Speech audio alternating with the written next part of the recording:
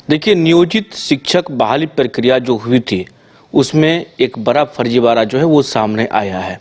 इसमें 6,86,796 जो प्रमाण पत्र है उसकी जांच हुई और 2,912 बस शिक्षकों पर कह सकते हैं जो प्राथमिकी जो है वो दर्ज हुई। हमारे साथ बातचीत करने के लिए निगरानी अन्वेषण ब्यूरो के जो डीजी हैं JS गंगवार सर हैं, बात करेंगे।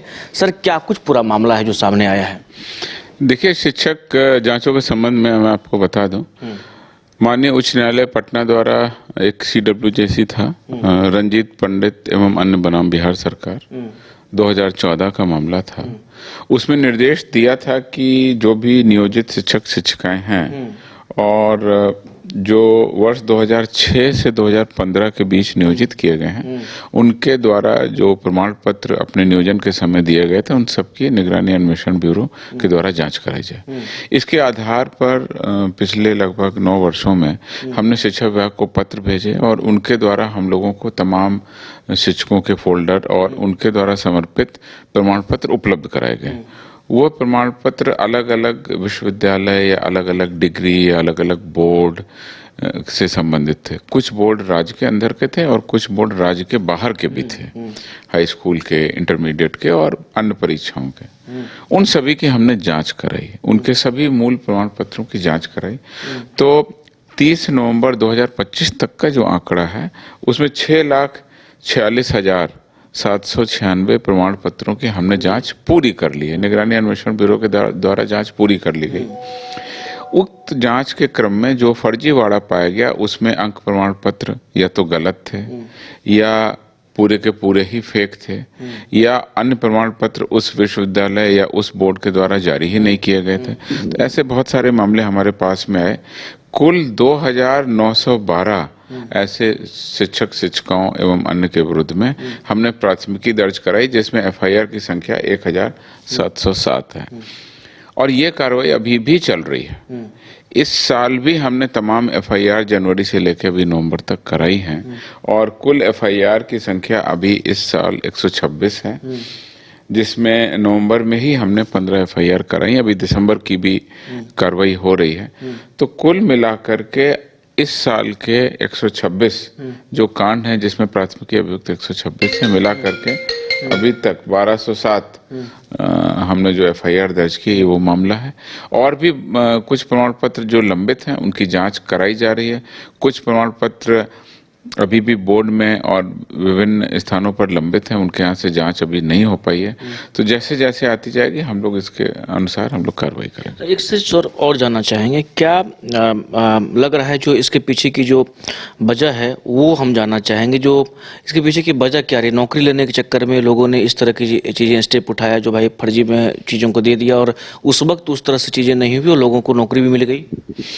देखिए, आपका कहना ठीक है कि नियोजित शिक्षक शिक्षिकाओं का जो 2006 से 2015 तक नियोजन हुआ, उस नियोजन के क्रम में ही संबंधित अभ्यर्थियों द्वारा अर्थात संबंधित शिक्षक शिक्षिकाओं के द्वारा भर्ती होने के क्रम में अपने प्रमाण पत्रों को दिया गया और संबंधित प्राधिकार जो नियोजन इकाई थी, उस नियोजन इकाई के द्वारा उस समय उनकी गहन जांच नहीं कराई जा सकी या संबंधित ओरिजिनल विश्वविद्यालय जहां से निर्गत हुए थे उनको भेज करके जो करानी चाहिए थी वो नहीं हो पाई।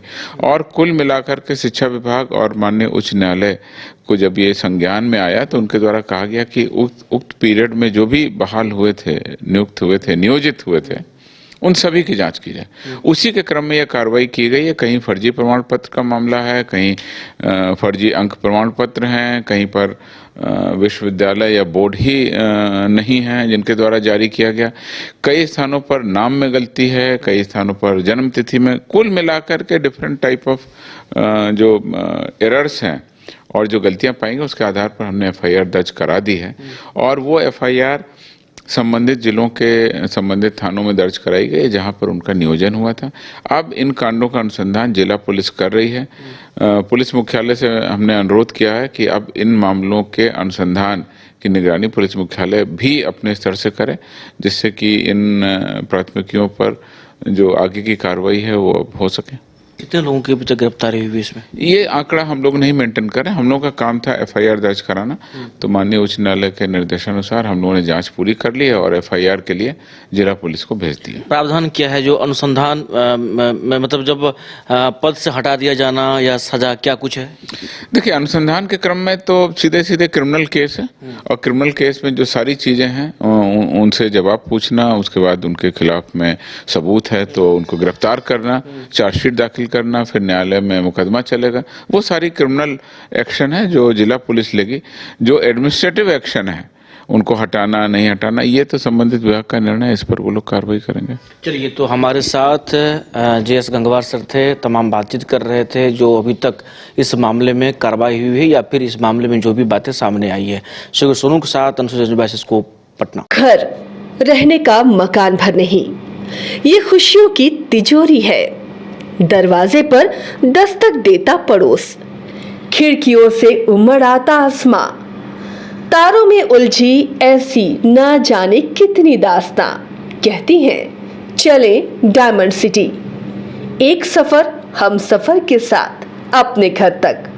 Diamond city, life long bonding, 500 से ज्यादा खुशहाल डायमंड परिवार। जल्दी करें, सिर्फ 200 फ्लैट बाकी। आज ही बुक करें अपना आशियाना।